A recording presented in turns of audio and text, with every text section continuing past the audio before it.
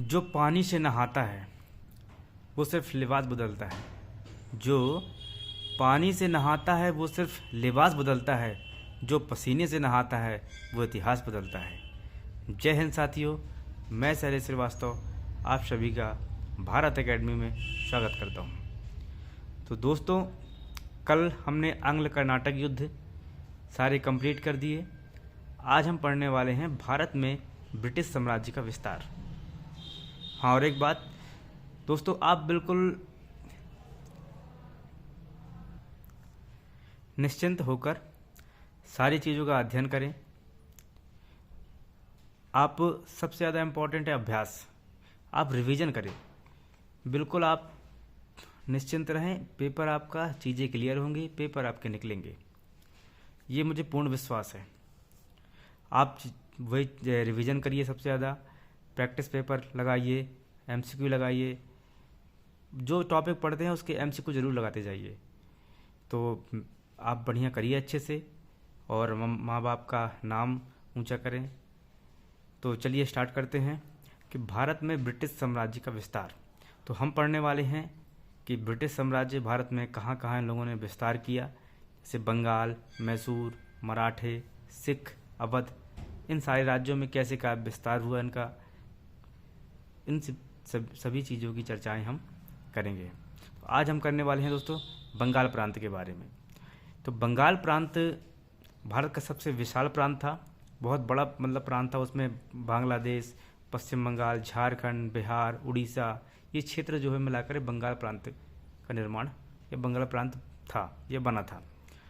तो और क्या कारण थे कि ब्रिटिश साम्राज्य बंगाल में, एक तो सबसे बड़ा कारण यही था कि एक बड़ा प्रांत था और गंगा यमुना का क्षेत्र जो है, वो तो पता ही है आप लोगों को कि गंगा यमुना का क्षेत्र जो है बहुत ही उपजाऊ क्षेत्र है। और वहाँ पे एक तो समुद्र का किनारा था, बंदरगाह, व्यापार करने की सुविधा, इस वजह से जो है भारत में थोड़ा सा ब्रिटिश साम्राज्य का आकर्षण रहा बंगाल में। अब हम थोड़ा सा बंगाल के बारे में पढ़ेंगे। तो बंगाल के नवाब, सबसे पहले नवाब जो थे वो मुर्शीद कुली खां, इनका कार्यकाल था 1717 से 1727। कुछ इतिहासकार मानते हैं कि इनका मूल नाम जो था वो सूर्य नारायण मिश्रा था। अब पता नहीं, बट कुछ इतिहासकारों का मानना है।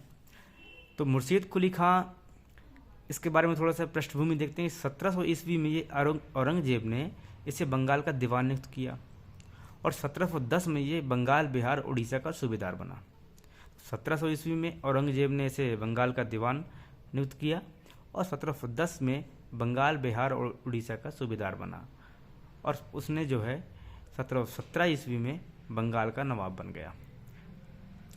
तो अब इसके कार्य क्या क्या थे, तो कुछ सबसे ज़्यादा इम्पोर्टेंट फैक्ट तो यही है कि कार्यों से क्वेश्चन आते हैं और हमें ये पता होना चाहिए कि मुर्शीद कुली खां का कार्यकाल 1727।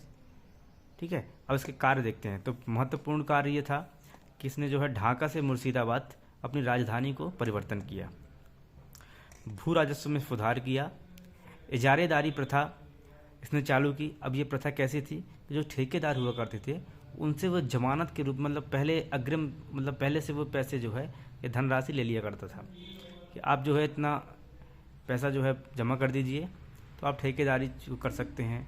इस चक्कर में जो है इजारेदारी प्रथा का उसने चालू किया और किसानों को टकावी ऋण दिया। ये भी किसानों के अगर कृषि कार्य करने के लिए कि भाई ये लो, आप कृषि कार्य करने के लिए हमसे ऋण ले लो और जो भी आपके यहाँ जब उत्पादन हो उसका इतना हिस्सा जो है या फिर इतना पैसा हमें वापस कर देना। और कटरा मस्जिद का निर्माण किया। तो कटरा मस्जिद ये बंगाली में थी। अब इसके बाद अगले नवाब बनते हैं शुजाउद्दीन। शुजाउद्दीन, इनका कार्यकाल 1727 से 1739 तक था। ये मुर्शीद कुली खां के दामाद थे और अलीवर्दी खां को इन्होंने डिप्टी सूबेदार बनाया। अभी आगे जो है अलीवर्दी खां भी नवाब बनता है। तो इनके बारे में कुछ फैक्ट तथ्य जो है इतनी है कि ये मुर्शीद कुली खां के दामाद थे और अलीवर्दी खां के डिप्टी सूबेदार बनाया इन्होंने। बाकी इनके बारे में कुछ खास कार्य है नहीं इनका। फिर इसके बाद सरफराज खां आते ही ये मुर्शीद कुली खां के पुत्र थे। 1739 से 1740 तक इनका कार्यकाल रहा। इनने भी कुछ कार्य नहीं किए अच्छे। अब इसके बाद आता है अलीवर्दी खां। तो कुछ षड्यंत्रों के कारण जो है सरफराज खां को अलीवर्दी खां। अब देखिए, अलीवर्दी खां 1740 से 1756 तक इनका कार्यकाल था। अब बंगाल के सबसे योग्य नवाब माने जाते हैं इनको। अब इनको इसने जो है मोहम्मद शाह, एक मुग़ल सम्राट मोहम्मद शाह रंगीला, जब हम मुग़ल का अध्ययन करेंगे तब हम मुग़ल के बारे में अध्ययन करेंगे, तो अकबर, हुमायूं, बाबर, ये सब, तो उसमें मोहम्मद शाह रंगीला, इसने 2 करोड़ रुपया मोहम्मद शाह रंगीला को दिए, अपने पद को स्थायी बनाया कि भैया अब जो है नवाब का पद स्थायी है। लेकिन ये, हाँ, एक बात और बता दें कि अलीवर्दी खां जो था, ये मुर्शीद कुली खां का दामाद, पुत्र, ये कुछ नहीं था, ये अलग ही था।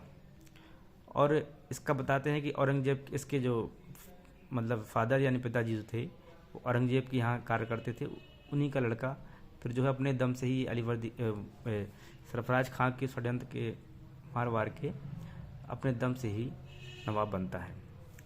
तो इसके बारे में देखिए, बंगाल का सबसे योग्य नवाब, इसने मोहम्मद शाह रंगीला को 2 करोड़ रुपए देकर अपने पद को स्थायी बनाया और मराठों से उड़ीसा छीन लिया। अब देखिए, मराठों ने इससे उड़ीसा छीन लिया।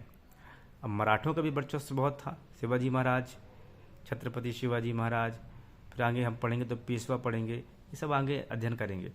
और मराठों के द्वारा जो है चौथ कर भी वसूला गया। अब दोस्तों, चौथ कर क्या होता है? तो ये चौथ कर जो मराठा सरकार थे, तो छत्रपति चौथ कर जो है पड़ोसी राज्यों पर लगाया करते थे। कि यदि उनका मानना ये था कि चौथ कर आप दोगे तो हम आपकी जो है विदेशी आक्रमणों से रक्षा करेंगे और कोई आपको मतलब आक्रमण नहीं कर पाएगा। इस चक्कर में चौथ कर भी इनसे वसूला और यूरोपियों की तुलना मधुमक्खियों से की। मतलब अलीवर्दी खां कहते हैं कि यूरोपियों जो थे, ये ब्रिटिश, फ्रांसीसी, जितने भी यूरोपी थे, ये ऐसे हैं कि मधुमक्खियों के समान हैं, जहाँ शहद देखिए वहाँ आ जाते हैं ये लोग, ऐसे यूरोपीय थे। फिर उसके बाद अपनी छोटी लड़की के पुत्र सिराजुद्दौला को अपना उत्तराधिकारी बनाया। अब जो है, अब आते अगला नवाब कौन आएंगे? सिराजुद्दौला। तो सिराजुद्दौला का जब अध्ययन करेंगे हम, तब ये प्लासी का युद्ध होता है अंग्रेजों से 1757, 23 जून 1757 को, इसकी हम बचपन से ही पढ़ते चले आए हैं कि सिराजुद्दौला का। अब फिर मीर कासिम, मीर जाफ़र, ये सब जो है आगे अध्ययन करेंगे। तो एक बार फिर से देखते हैं दोस्तों, थोड़ा सा जल्दी से, कि भारत में ब्रिटिश साम्राज्य का विस्तार, इसमें बंगाल, मैसूर, मराठे, सिख, अवध, सारी जगह विस्तार करेंगे। तो बंगाल का अध्ययन हमने चालू किया। बंगाल मतलब भारत का बहुत विशाल प्रांत था, इसमें काफ़ी बांग्लादेश, पश्चिम बंगाल, झारखंड, बिहार, उड़ीसा आदि क्षेत्र जो है आते थे। तो बंगाल के नवाब में मुर्शीद कुली खां के बारे में पढ़ा। 1717 1727 तक सूर्यनारायण मिश्रा इनका मूल नाम था और 1700 ईस्वी में औरंगजेब ने इनको दीवान पद पर नियुक्त किया और 1710 ईस्वी में बंगाल, बिहार, उड़ीसा का सूबेदार बनाया। 1717 ईस्वी में बंगाल का नवाब बना और इनके कार्य क्या थे कि राजधानी इन्होंने ढाका से मुर्शिदाबाद चेंज की, भू राजस्व में सुधार किया, इजारेदारी प्रथा चालू की और किसानों को टकावी ऋण दिया और कटरा मस्जिद का निर्माण करवाया। फिर इसके बाद सुजाउद्दीन बने 1727 से 1739, मुर्शीद कुली खां के दामाद थे। अलीवर्दी खां को डिप्टी सूबेदार बनाया।